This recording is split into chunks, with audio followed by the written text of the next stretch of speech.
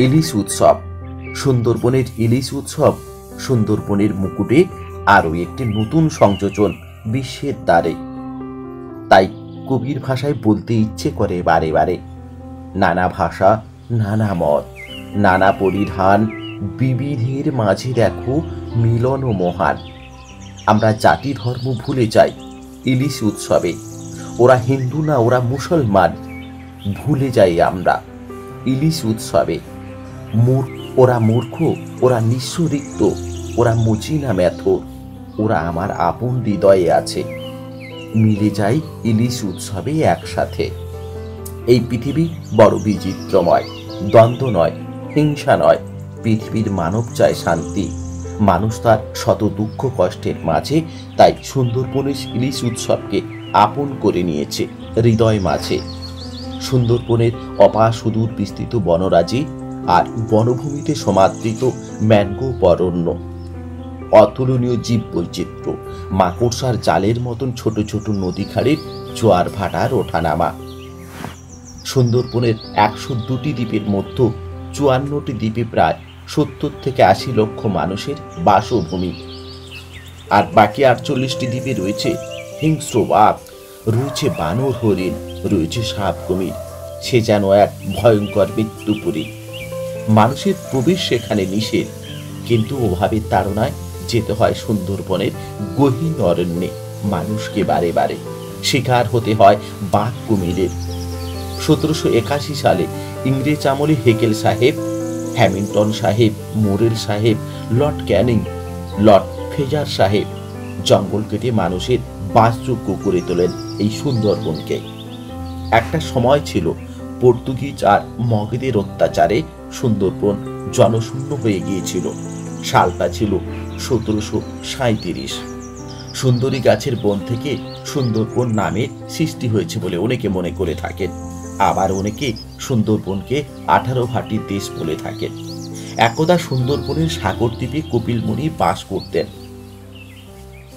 করতেন 12 ভূঁইয়ারা।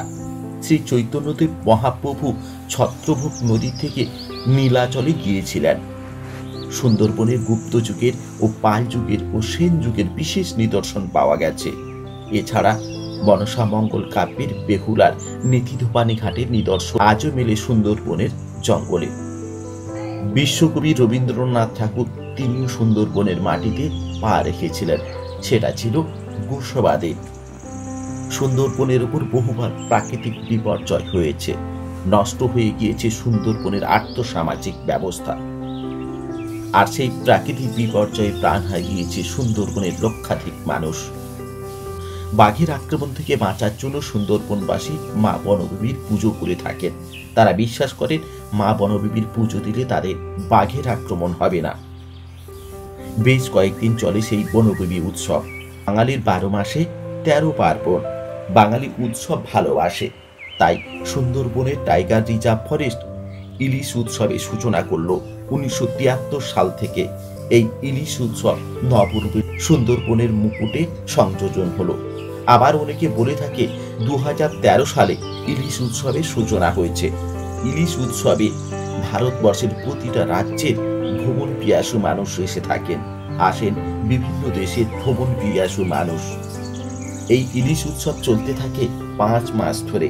June, July, August, September ও October মাস পর্যন্ত। সুন্দরবনের ইলিশ উৎসবে আসবেন কিভাবে? শিয়ালদহ থেকে ক্যানিং লোকাল প্রতি 45 মিনিট অন্তর রয়েছে। ক্যানিং স্টেশনে নেমে বাস, অটো বা ম্যাজিক গাড়িতে বাসন্তী হাইওয়ে ধরে সোজা গদখালি ফেরিঘাট।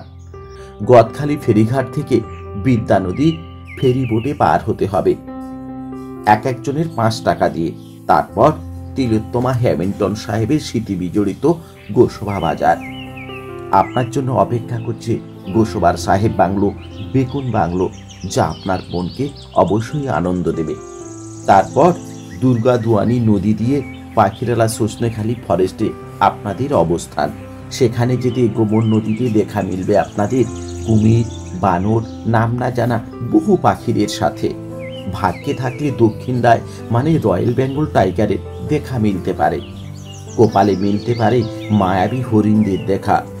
নদীপথে চলতে চলতে আপনার জলযান একে একে Dobanki watch tower, Burirdabri watch tower, Netidhopani watch tower, Jhingakhali tower, Bonnie ক্যাম্পের টাওয়ার, এছাড়া ভগতপুর কুমির পার্কও দেখতে পারেন। তারপর রয়েছে ঝড়খালি ওয়াচ টাওয়ার। এখানে বেশ কয়েকটি বাঘ সংরক্ষণ আছে, যা আপনাদের মন ছুঁয়ে যাবে।